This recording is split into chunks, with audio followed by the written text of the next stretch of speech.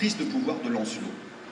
C'est-à-dire que Lancelot chasse les chevaliers, chasse Arthur, brûle la table ronde et prend Camelot. Et voilà. Et ça, c'est là où les choses en sont restées. Après, il y a les films. Il y en a 3. Je sais ce qui se passe dedans. Et l'acte 1 du premier film, est réservé à cette situation-là, c'est-à-dire Lancelot en tirant sur le royaume de l'ogre. Et le truc, c'est que ce premier acte, qui donc dans un film de 2 heures, je vous passe les détails de structure, ne devrait pas dépasser 30 minutes, en gros, si on veut être classique, ça m'a semblé trop court pour raconter cette période. Parce qu'au fur et à mesure de l'inventer, je l'ai de plus en plus aimé. Pourquoi? Parce que je crois que ça fait référence à un truc qu'on a tous, nous, ici en France. C'est, comment dire, la symbolique de l'occupation. C'est de ça dont se sont servis ceux qui ont fait Papy fait de la résistance, tout ça, le Splendide, etc.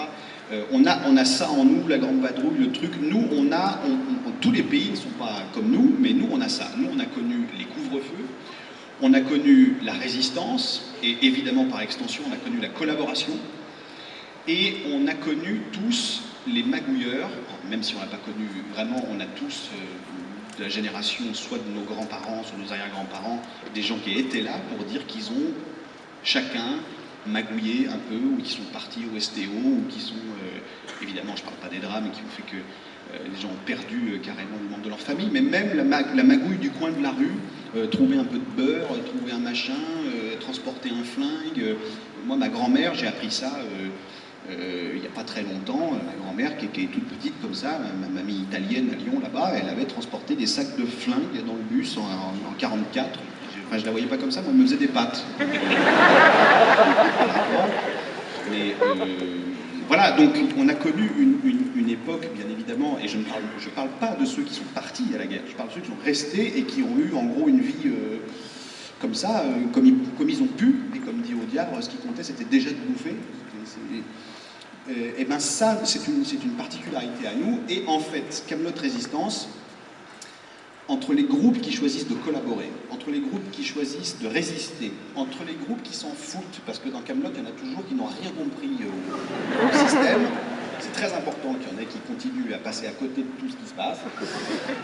Entre ces 3 trucs-là, plus le gouvernement de Lancelot, à laquelle vient s'adjoindre bien évidemment le gouvernement d'Orcanie et Lot, puisqu'il est toujours du côté de celui qui a le fric, de manière générale.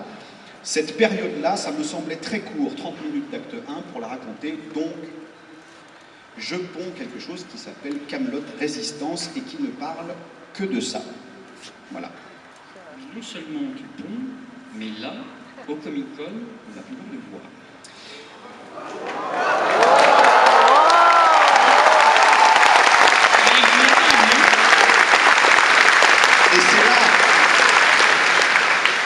Et c'est là que j'encourage mon camarade Carazé à reconsidérer sa phrase, puisqu'il a peut-être pu vous faire croire que vous alliez voir un film ou des images. Oui, mais moi je reste vague. Eh bien non. Voilà. Non, mais c'est pas tourné. Mais arrêtez, oh là là, vous ne soyez plus rendez pas compte du boulot que c'est.